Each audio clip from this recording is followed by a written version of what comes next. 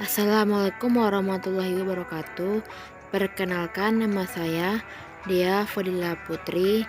Sekarang saya sudah berada di sebuah pariwisata halal atau cagar budaya di Peselatan, tepatnya di Desa Kotobaru.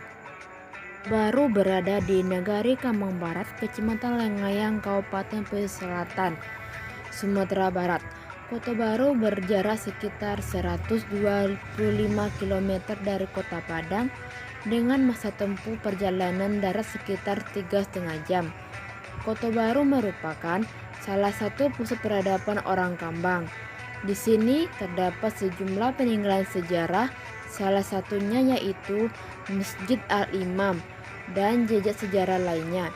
Masjid Al-Imam adalah salah satu situs cagar budaya karena umur dan peran masjid ini begitu penting pada masa dahulu hingga masa kini. Masjid Al-Imam adalah lambang kesatuan agama dan adat di Kambang. Bahkan dalam Tambo adat disebutkan betapa Masjid Al-Imam menjadi sentral bagi masyarakat di Kambang. Masjid Al-Imam berada di bentang alam dataran rendah dengan elevasi 15 mdpl. Masjid Al-Imam Kotobaru ini memiliki luas bangunan 18 meter dikali 18 meter atau 324 meter per kubik dan untuk lahannya 900 meter per kubik. Untuk mencapai lokasi masjid tidak jauh dari jalan raya. Untuk menuju ke lokasi dapat menggunakan kendaraan roda 2 atau roda 4. Pemilik Masjid Al-Imam Kotobaru adalah masyarakat Nagari Kambang dan dikelola oleh pengurus masjid dan BPCP Sumatera Barat. Hingga Masjid Al-Imam dikatakan sebagai wisata religi. Menginjakan kaki di Masjid Al-Imam Kotobaru ini, yang mana masjid ini memiliki nuansa perpaduan tiga budaya yaitu Islam, kolonial, dan Eropa.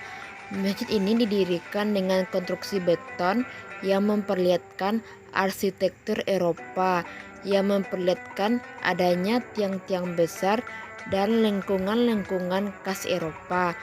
Masjid ini digagas pendirinya oleh Udin Sultan Mengkodo, Haji Joinuddin sebagai bendara, dan Haji Sani sebagai ulama dan Datuk Rajo Pendapatan.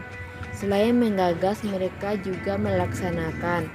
Pembangunan masjid direncanakan tahun 1921 dan baru berdiri pada tahun 1922 dengan nama Masjid Batu.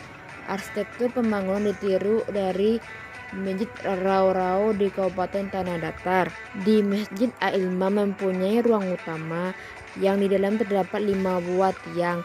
Masing-masing tiang berbentuk segi 8, bagian bawah segi 4, dan bagian atas segi 4 beratap.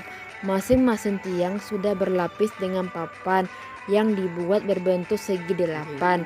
Di bagian barat laut terdapat mihrab dengan lambang pintu berbentuk lengkung 3 buah. Plafon ruang utama terbuat dari papan lembah sering. Untuk masuk ke ruang utama terdapat 2 pintu di bagian depan 2 dan pintu di kiri kanan ruangan masing-masing 1 buah.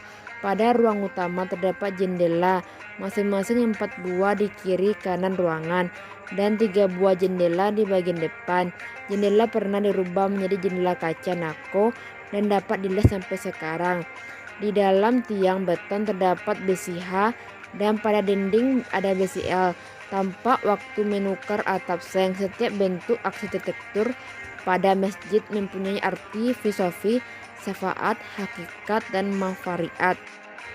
Baiklah, selain sebagai tempat beribadah dan bermusyawarah, Masjid Al-Imam juga digunakan sebagai tempat malapenie, yang mana di setiap Kamisnya banyak masyarakat dari luar daerah, luar kampung, dan luar negari datang ke sana untuk malapeninya. Jika misalnya seorang memiliki niat, maka dia malapeninya di sana dengan membawa berbagai sembako, makanan jadi atau makanan mentah yang lalu didoakan oleh ulama di sana. Di masjid ini terdapat sebuah kepercayaan yang mana terdapat air yang bernama kola yang langsung berasal dari pegunungan, yang dipercaya jika kita membasuhkan kaki atau bagian tubuh dengan menggunakan air kola, insya Allah doa-doa dan keinginan kita yang kita inginkan akan terwujud. Baiklah, sebagai masjid tertua di Kecamatan Lengayang, Masjid Al-Imam telah beberapa kali melakukan renovasi. Namun keaslian bangunan dan ornamen Masjid Al-Imam Kota Baru tetap dijaga dan dipertahankan.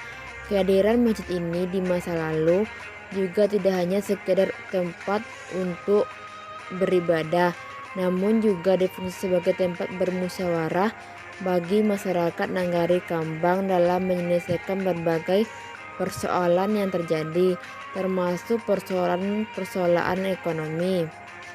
Pengenalan Masjid Al-Imam secara fisik memang berbeda dengan masjid-masjid lainnya negari itu.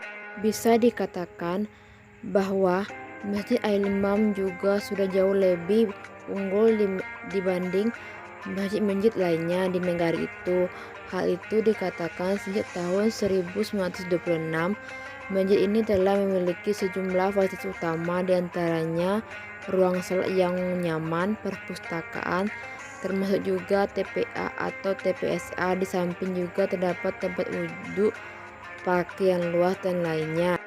Adapun upaya pemerintah dalam pengembangan Masjid Al-Imam adalah ditetapkannya Masjid Al-Imam sebagai cagar budaya pada tahun 2011 yang terdapat pada SK penetapan nomor SK PM 86/PW 007 MKP 2011 pada tanggal SK 17 Oktober 2011 yang ditetapkan oleh Menteri.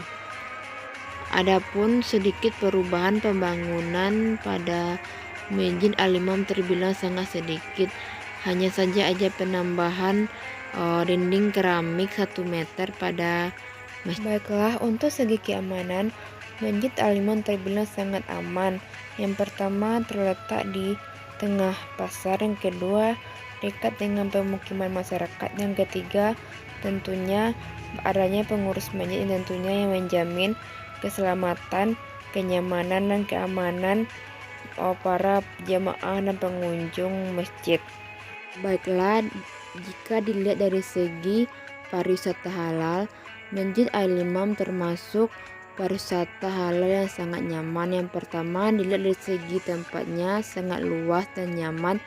Jika ada pengunjung ingin mengetahui sejarah seluk-beluk dari Masjid Al-Imam atau Malapenie. Yang kedua, dari segi parkir sangat luas dan nyaman untuk jika ada yang memakai mobil ataupun motor, sebab Masjid Al-Imam berada di tengah pasar.